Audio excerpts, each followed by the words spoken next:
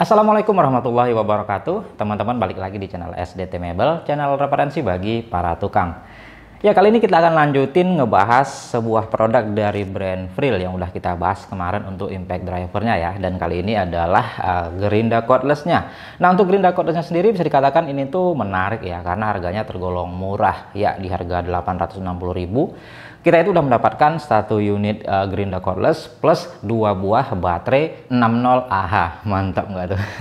Ya, ditambah lagi dia udah ada charger, handle, dan lain-lain. Pokoknya ini komplit lah, bisa dikatakan di harga segitu ini tuh udah sangat murah ya. Tapi tentunya kita akan selidiki ya, kira-kira apa yang membuatnya itu bisa dijual murah, karena tentunya ada harga, ada kualitas lah gitu ya. Jadi kita akan selidiki kira-kira apa kelebihan dan kekurangannya. Mungkin teman-teman yang lagi melirik produk ini, oke lah, langsung aja kita bahas ya. Ya, pertama kita bahas dari boxnya ya. Untuk boxnya sama seperti yang sebelumnya yang kita bahas, dia itu bagus kualitasnya, dan dia itu udah bisa sistem T-Stack seperti ini ya, bisa dikaitkan satu sama lain.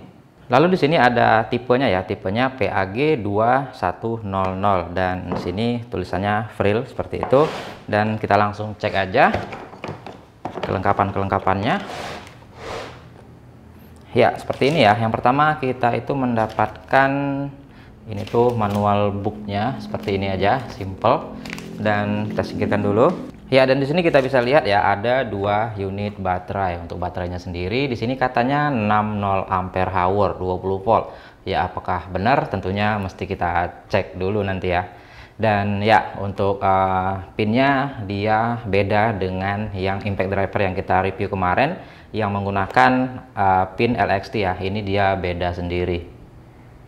Ya, seperti itu. Ada baterai 2 unit, kita singkirkan. Dan di sini ada charger. Chargernya kalau kita lihat modelnya ya khusus untuk dia aja ya, seperti ini. Dan untuk ampernya, outputnya nggak ada tertera di sini ya. Nanti kita akan cek aja. Di sini cuma ada tulisan charger dan beberapa keterangan-keterangan indikatornya. Ini lampunya ya.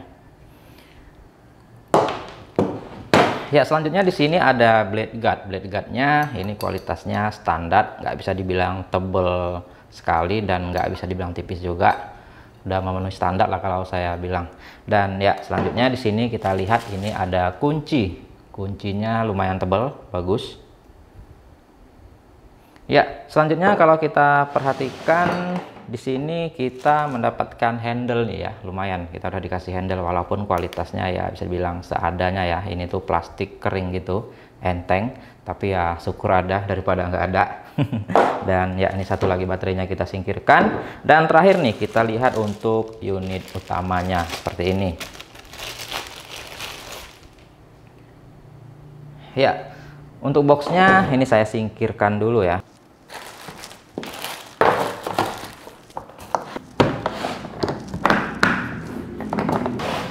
Oke, lanjut kita bahas ke unit utamanya. Pertama kita lihat dulu ya untuk spesifikasinya. Ya, di sini ada brandnya Vril Power of Everyone dengan tipenya PAG 2100 brushless angle grinder. Dan untuk speednya dia variabel ya, dari 0 sampai 10.000 rpm, 20 volt, dan disk diameternya itu 100 mm atau 4 inci. Ya, seperti itu ya.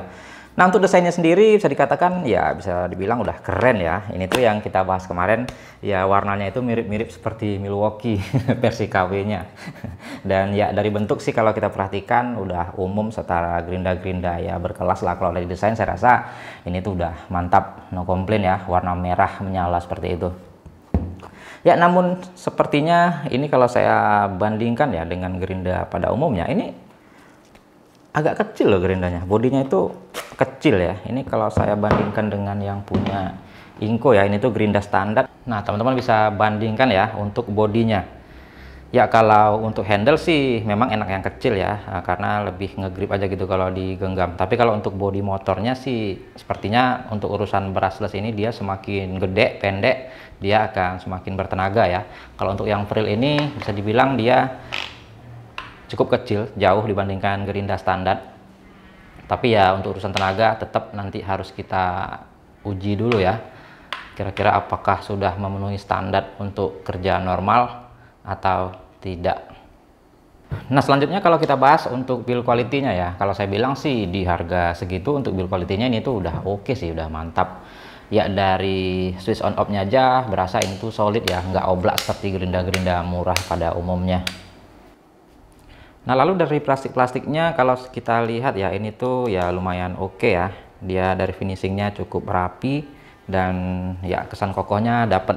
Nah lalu untuk yang hitam ini dia soft grip, ini yang hitam-hitam ya, dan ada teksturnya seperti ini. Dan untuk urusan handling ini tuh enak karena gripnya ada tekstur seperti ini, ada karetnya, dan ukurannya juga bisa dibilang dia kecil ya. Jadi untuk urusan body ini bisa saya katakan udah cukup solid. Ditambah lagi untuk headnya ini menurut saya juga oke ya. Ini bukan yang asal-asalan, cukup diperhatikan, dan finishingnya juga ya bisa dibilang walaupun masih kurang rapi tapi ya bisa dibilang udah mantap untuk di kelasnya. Lalu di bagian spindle-nya juga, nah ini tuh berasa cukup solid, nggak yang oblak gitu ya. Dan di bagian spindle-nya juga ya ini tuh terkesan kokoh gitu ya. Secara build quality kalau saya bilang di kelasnya ini tuh udah mantap ya. Ya selanjutnya kalau kita bahas dari fitur-fiturnya, ya bisa dibilang ini tuh udah cukup lengkap ya untuk sebuah gerinda cordless. Kita coba pasang baterai dulu. Kita coba tes nyalakan dulu.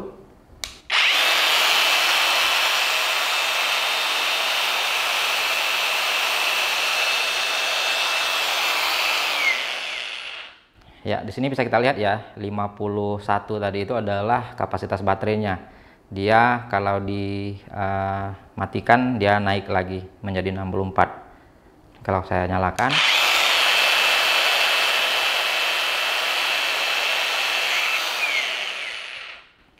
nah dia turun di 52. Ya selanjutnya untuk variabel speednya settingannya di sini ya. Ini ada speed 1 sampai 3. Kalau mau mengurangi dia tekan yang kiri, dan kalau mau ditambah dia tekan yang kanan. Ya caranya tinggal kita tekan aja sewaktu mesinnya nyala.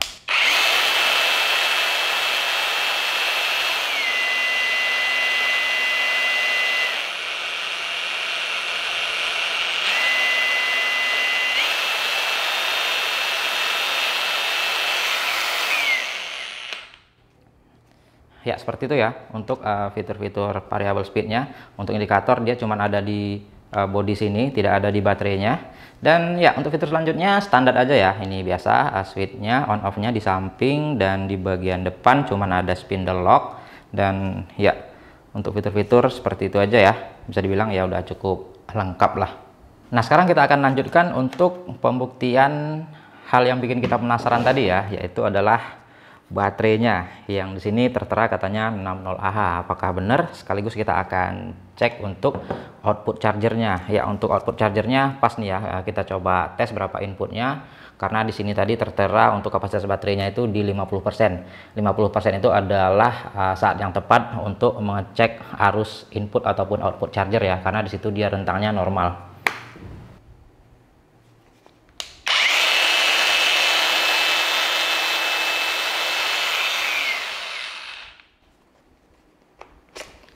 Ya ini kapasitasnya di 50% ya. Kita coba tes chargernya. Nah di situ kita lihat untuk inputnya di 28 watt ya. Ya kita anggaplah 28 atau maksimal di 30 watt. Jadi kalau kita bagikan nih ke 20 volt berarti itu jatuhnya di 1,5 ampere ya. Nggak sampai 2 ampere. Ya kita biarin dulu biar penuh. Sekarang kita mau bongkar dulu nih. Ini isinya masa sih 6Ah. Kita mau lihat selnya dulu ya. Kita coba bongkar.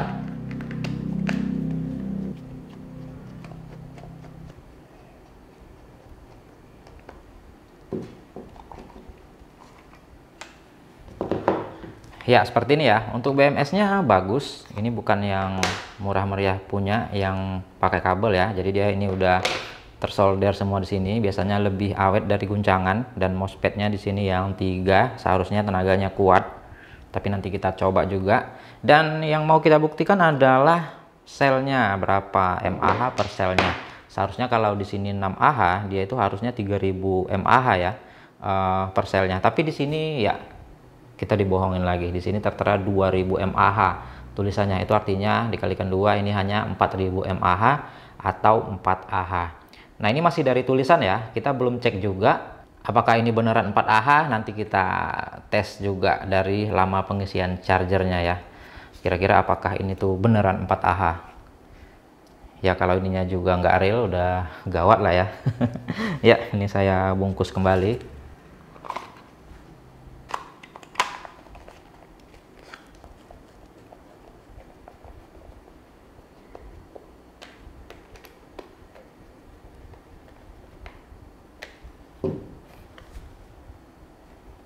Oke, selanjutnya kita akan uji spesifikasi ya. Kita akan tes dari speknya, dari RPM apakah real.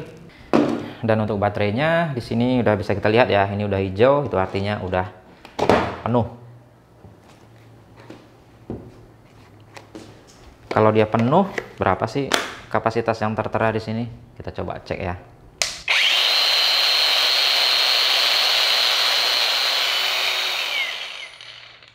Ya, dia di 93 ya. 100.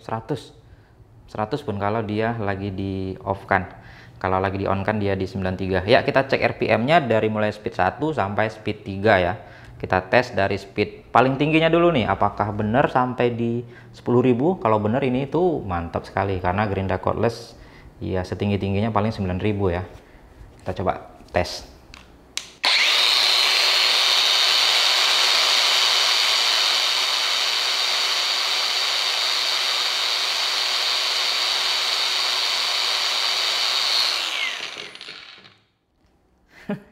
Cuma di 6.800 ya, nggak sampai 7.000 ya. Ini tuh tergolong rendah kalau saya bilang ya untuk sebuah RPM Gerinda.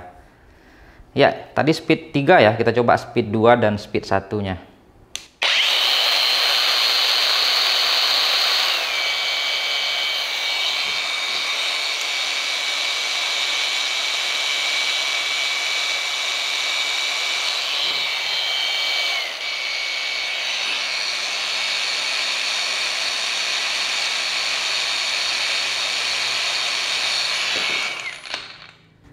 Ya, speed sedangnya di 5.200 dan speed rendahnya di 3.000-an ya.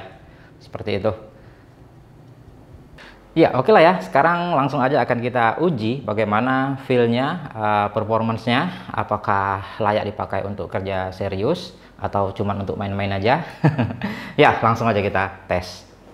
Ya, oke ya. Seperti biasa kita cobain ke pipa galvanis nih. Ini pipa tebelnya 3 mili nih dan ukuran 2 inci ya. Kita tes aja seperti apa kemampuannya, layak pakai atau enggak. Ya, langsung kita uji aja.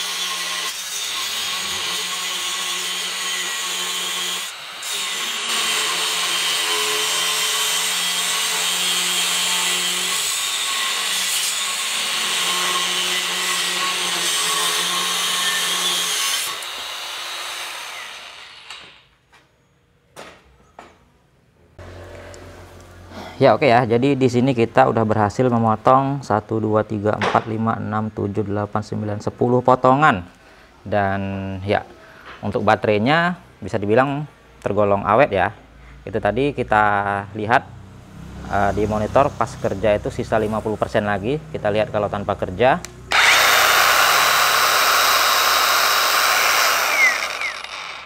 Nah, kembali ke 62 dia ya. Dan untuk tenaganya sih ada. Cukup kalau untuk motong besi setebal ini ya, ini galvanis, lebih keras dari besi biasa.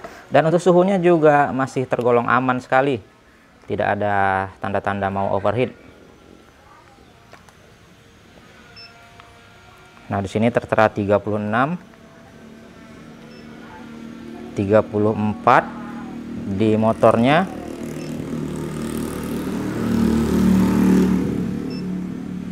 36 di baterai, 39. Dan ini ya di headnya yang mungkin agak panas karena di sini kan bukan mesin ya. Di sini 46 wajar. Untuk suhu aman ya. Ya, sekarang kita coba kita geber di pekerjaan yang lebih berat. Kita mau tes seberapa tahan mesinnya, overheat atau enggak. Ya, sekarang kita coba untuk tenaganya ya. Ini kita akan tes untuk ngegerinda atau ngepolis ini ya, bekas las-lasan kemarin. Biasanya ini kalau gerinda tenaganya kurang langsung overheat gitu. Tapi kali ini kita coba aja walaupun bukan peruntukannya ya. Kita tes aja. Oh ya, ini baterainya saya pakai yang baterai ganti baru ya. Biar tahu kita untuk tenaganya bagaimana. Ini yang baterainya full 100%. Ya, kita coba aja.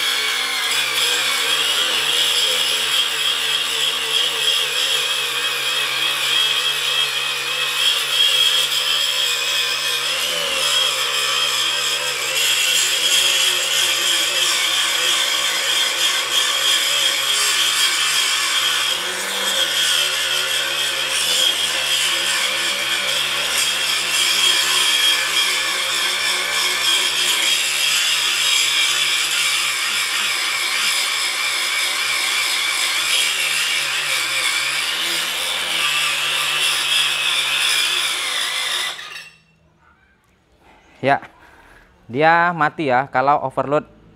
Mungkin ya itu dari sistem keamanannya. Sekarang kita coba lagi aja.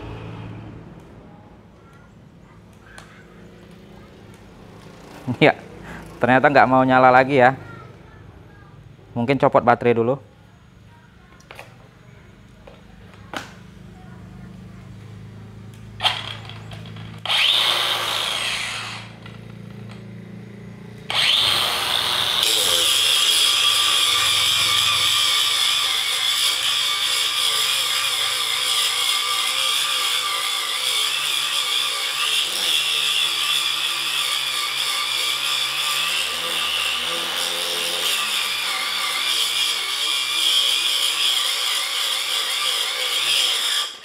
Ya, oke lah ya. Jadi untuk tenaga sih bisa kita bilang nggak mampu ya. Padahal baterai full. Ya, itu sisa 90 ya. Oke lah, sampai segini dulu. Ya oke ya, itu tadi dari hasil uji cobanya. Ya, dari kesimpulan saya nih ya. Ya ini tuh udah sesuai harga. Apa yang kita dapat dengan apa yang kita bayarkan ya menurut saya ini tuh udah pas ya, udah impas. Nah, namun bukan hanya sekedar sesuai harga ya, masalahnya bisa nggak kita pakai untuk workflow kita gitu ya, untuk pekerjaan kita sehari-hari. Nah, mungkin di sini yang akan sedikit saya jelaskan ya, kira-kira cocok atau enggak untuk target teman-teman ngebeli produk ini. Nah, kalau kita bicara dari performa ya untuk alat ini, dari torsi atau tenaga. Kalau dari tenaga sih, ya bisa saya katakan ini tuh cukup bertenaga. Kalau saya bilang ya, torsinya itu pas untuk sebagai gerinda cordless itu ya bisa dibilang udah mencukupi lah. Nah, namun masalahnya adalah di RPM. RPM yang menurut saya ini tuh tergolong sangat rendah. Nggak sampai 7.000 ya. Ya, serendah-rendahnya gerinda itu ya yang nyaman dipakai ya 9.000 ya. Apalagi yang di atasnya ya lebih enak lagi gitu ya. Rata-rata gerinda yang enak dipakai itu dari range 9.000, 10.000, 11.000, 12.000 itu yang enak dipakai ya. Ini tuh bisa dikatakan sangat-sangat rendah untuk RPM-nya.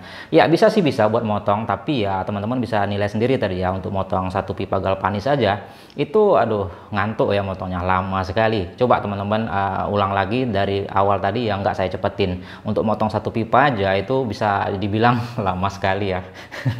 Nah, selanjutnya ketika kita ngetes tadi untuk dihajar ke grinding ya, untuk ngepoles bekas las-lasan. Ya sebenarnya seperti yang saya katakan di awal, untuk torsinya itu bisa dikatakan cukup, namun ya bisa dikatakan karena RPM-nya itu kurang. Jadi gimana ya?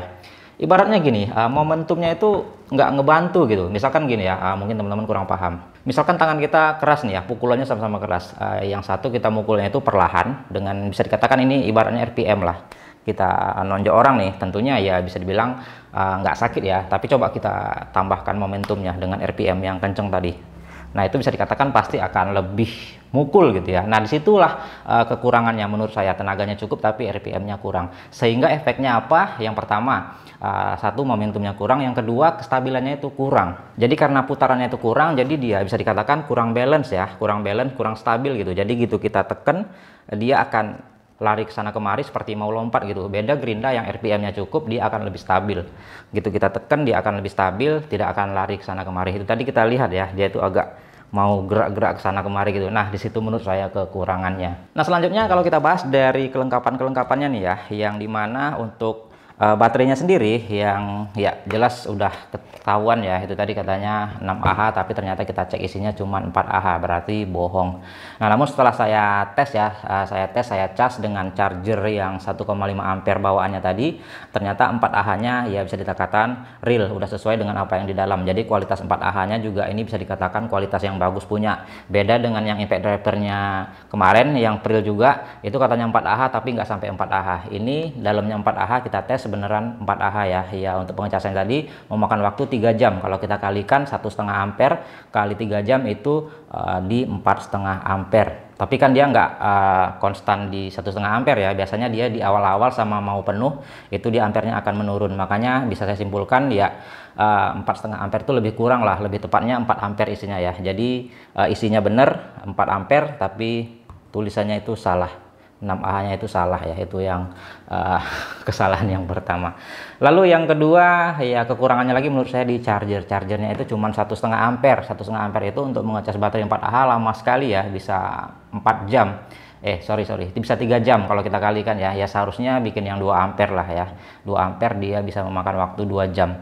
Jadi kalau 1,5 ampere memakan waktu 3 jam itu menurut saya masih terlalu lama ya untuk sebuah gerinda. Karena untuk menghabiskan satu baterai ini ya paling berapa menit kan gitu ya. Untuk ngecas nunggu satunya yang penuh sampai 3 jam itu masih terlalu lama.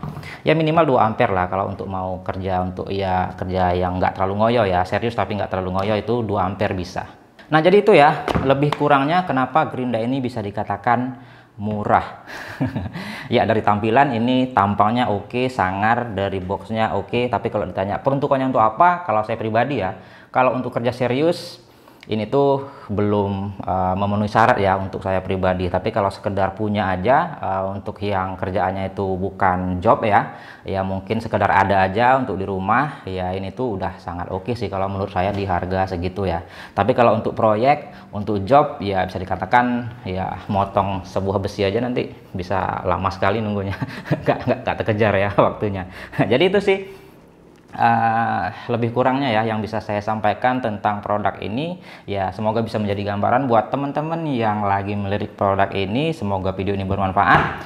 Oke, sekian dulu. Assalamualaikum warahmatullahi wabarakatuh.